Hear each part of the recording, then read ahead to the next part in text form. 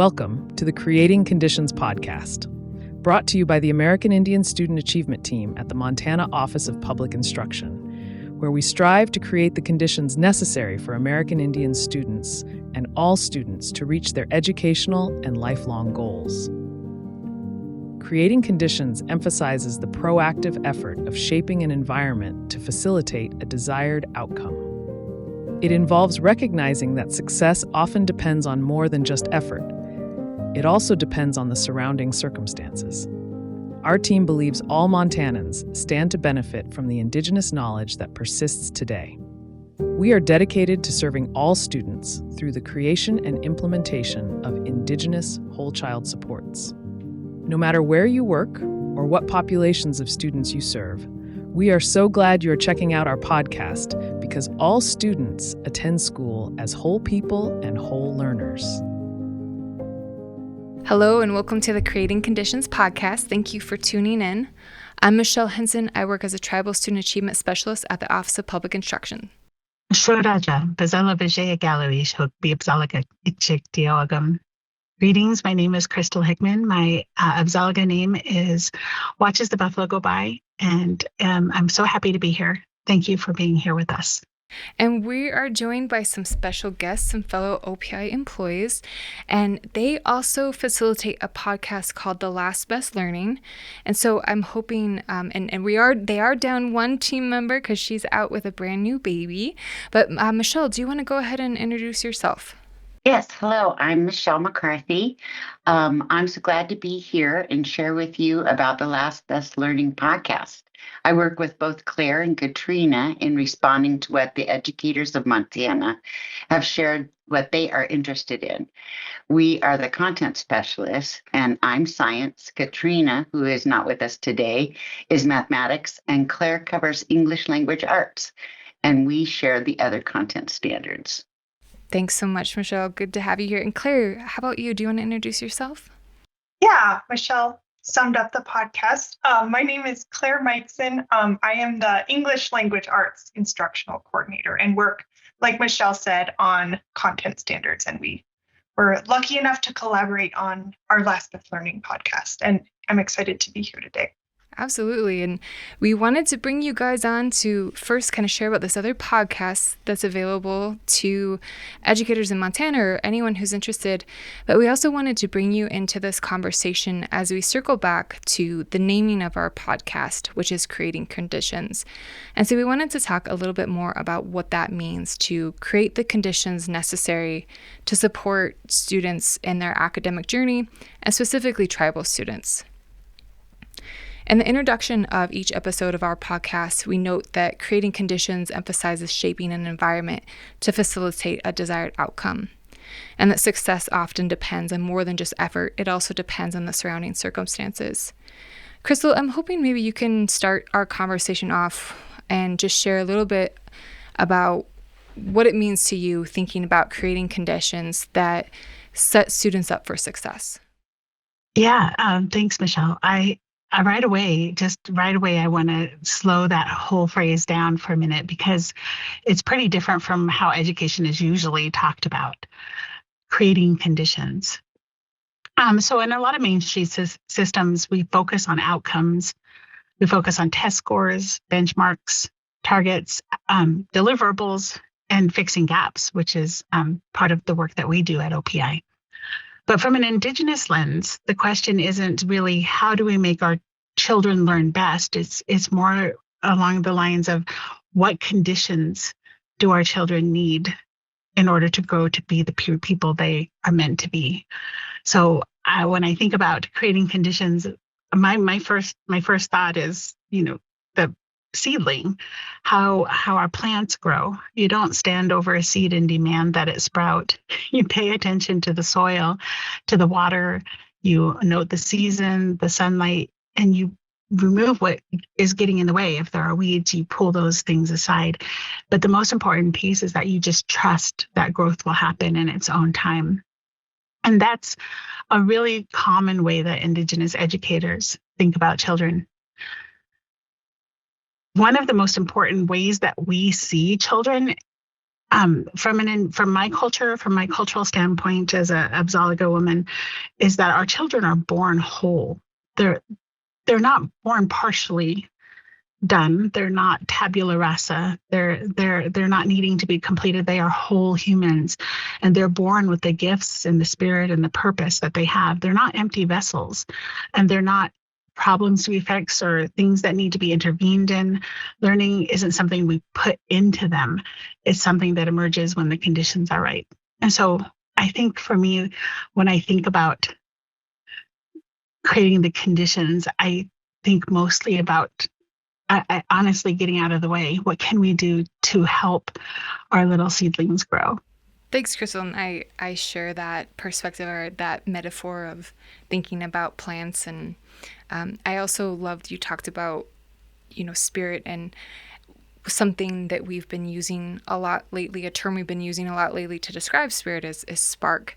And I think for those maybe who are have less of a green thumb, you can also think about this idea of, the spark of a student, that spirit, that essence, but thinking about it as a spark, and how can we grow that? How can we, at the very least, make sure we're not doing anything to put that spark out or diminish it at all, but really think about ways to grow that. And so I'll maybe circle back to this more as we think about our calls to action. But another thing that comes to mind for me when thinking about creating the conditions is all the brain science around learning and what we know about the state of mind that students need to be in to learn best. And that kind of takes it from, I think, it's just a shifting of focus, thinking about creating the conditions. But for those of us who maybe are more inclined to search for this from like a scientific lens, there's a lot of science around the need to ensure that students are not in a place where they feel stressed, where they feel unsafe, that in order for that learning part of their brain to actually be firing, there's these elements that need to be in place where they feel safe, they feel secure, at the very minimum, as a very basic foundation. So I think a lot more could be said, and we will circle back to that kind of in our call to actions as we get closer to the end of this episode. But before we move forward, I also, like I said, we have some guests on with us today, and I want to give them a chance to tell us more about how they are approaching this idea of creating conditions, but in their own way. And one of my favorite episodes that is currently listed in the Last Best Learning podcast is an episode that was done on educator wellness, because that's another really important condition when we think about supporting our students. We have to have well-supported, healthy adults who are in the room with them, facilitating that learning process. And so I'm hopeful this would be a great time. We'll bring on our guest speakers. And Claire, do you want to go and kind of share a bit more? I know we kind of had an intro to your podcast, but could you share more with listeners about what it is that you do in the Last Best Learning podcast?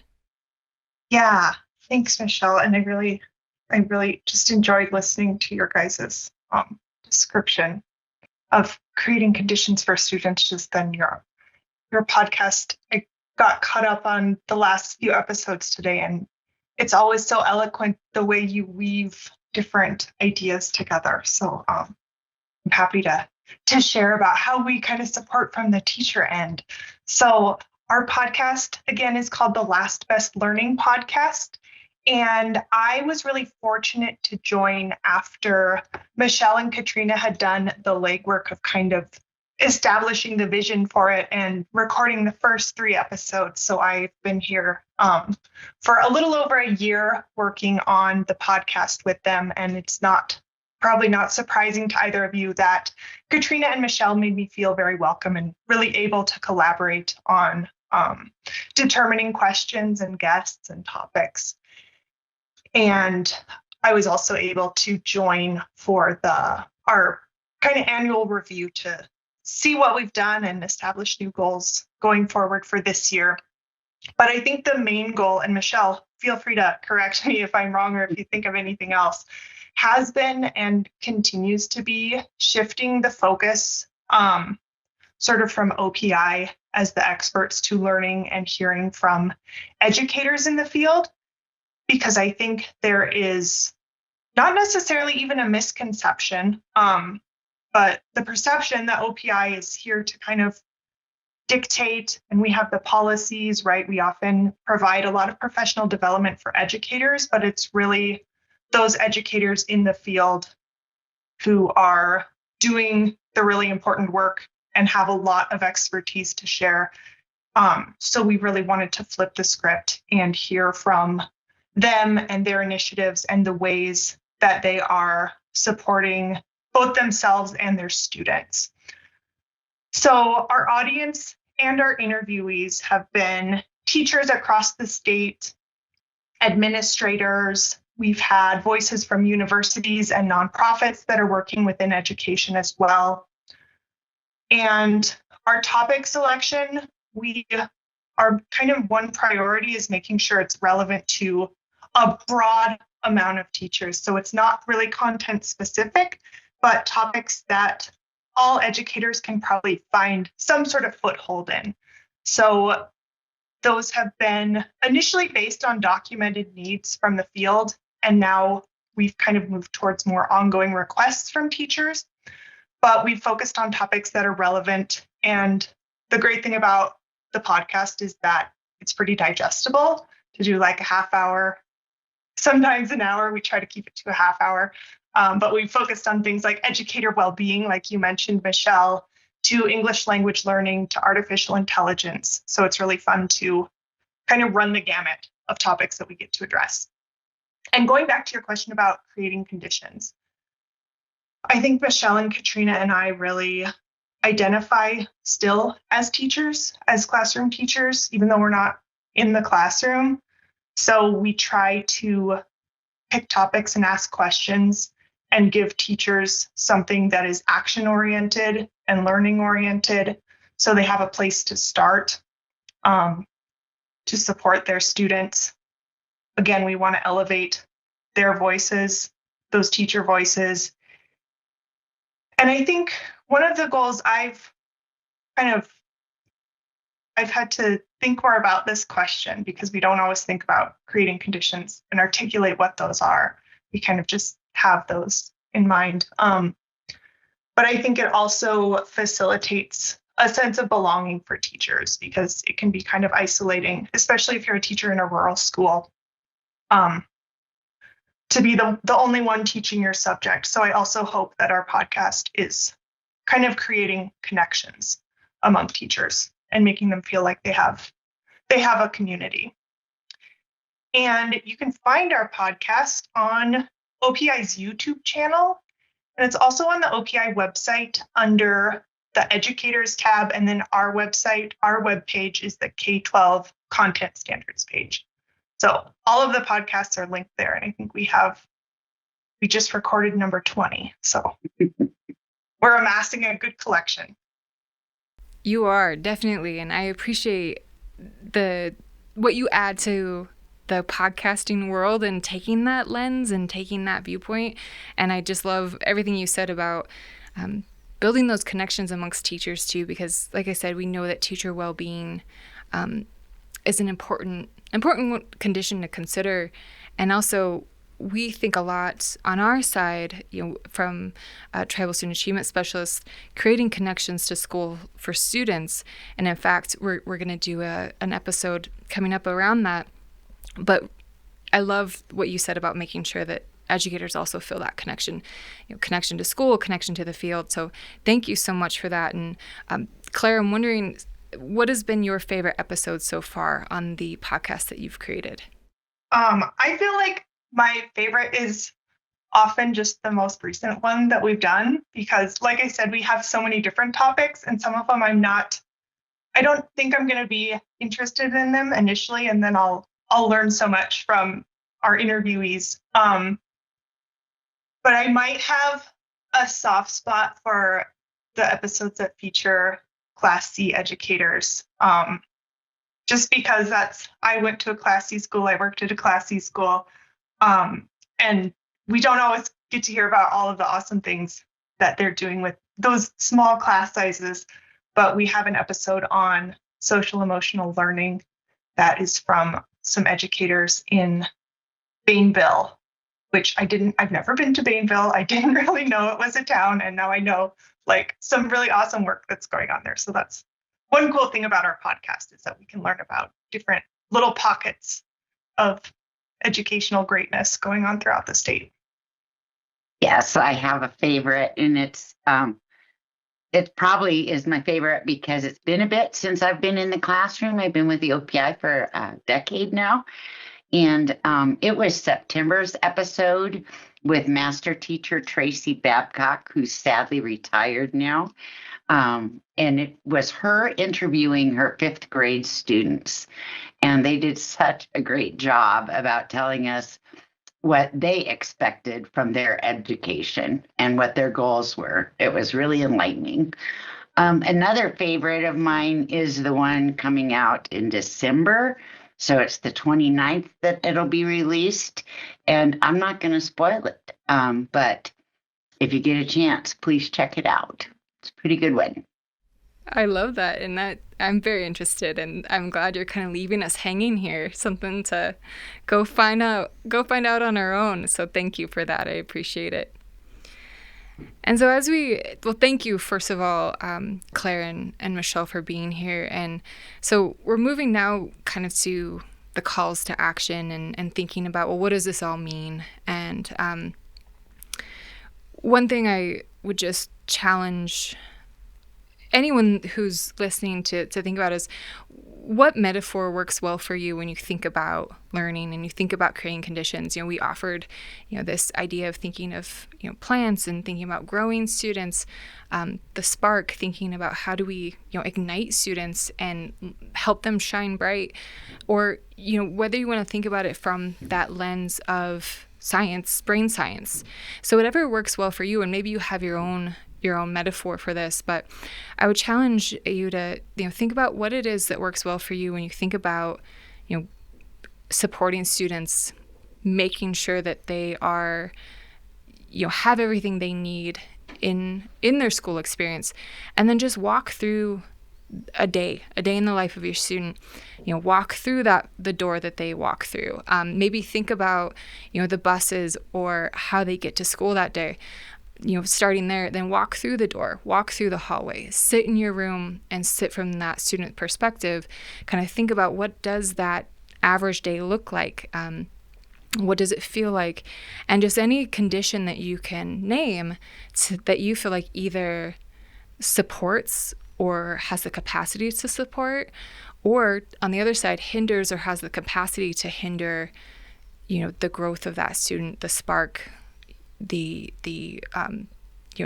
fight or flight, what might trigger that fight or flight condition for students, and just walk through each of those things and look for those areas of opportunity to maybe add some value to students and the conditions that they experience, or really celebrate those things that are already working well, because that's another big thing, is we never want to lose sight of what's going well for our students and what's already helping them grow, what's already helping them feel excited about learning and feel supported about learning. Another thing I am a big fan of is school climate tools. And I know now OPI, or the state of Montana, has requirements around completing school climate tools for a part of accreditation.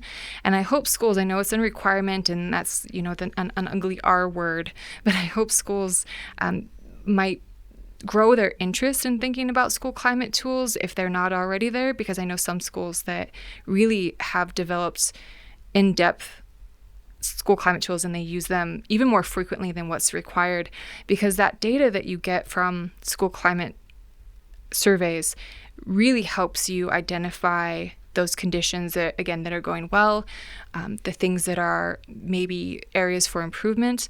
And the other thing I want to draw attention to is, at the Office of Public Instruction, we have a kind of a workbook, a guide to walk teams through the process of reviewing school climate data and then prioritizing, coming up with a list of priorities based on the most likely strategies to create the most impact, that most positive impact. And so we know that schools, resources are always tight, both financially, manpower-wise. And so I like this this OPI School Climate Guidance document because it just helps you with that decision-making process to make sure that you're getting, the most bang for your buck, so to speak.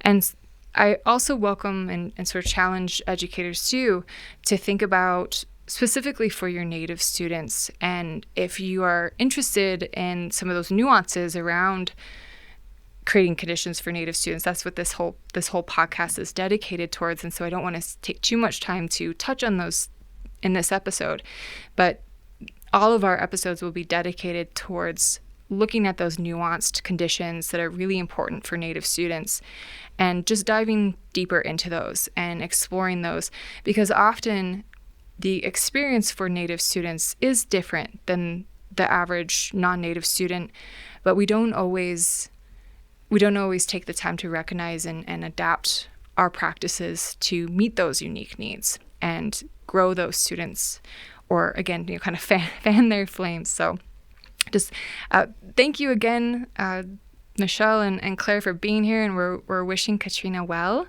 But that kind of wraps up our episode. And Crystal, though, I'd like to give you the final word to either add to anything I may have missed or any closing thoughts. Well, the thing that keeps popping into my mind is that I wanted to share my favorite episode of Last Best Learning, which there are so many of them that are wonderful, and I feel like there's some that I maybe should be my favorite, but the one that I really just keep coming back to is the All In episode. And there was a phrase in there that the gentleman, I can't think of his name right now, shared, but he talked about teams. He talked about teams having collective efficacy, but then he moved it into collective effervescence. And I just, like, that does not leave me at all. So I really appreciate that. As far as final words, I want to say thank you to our educators for listening and being a part of our children's lives, and just lead with relationship. Aho. Thanks for listening to the Creating Conditions podcast from the American Indian Student Achievement Team at OPI. If you enjoyed this episode, please follow, share, and leave a review. And keep joining us as we work to create the conditions every student needs to thrive.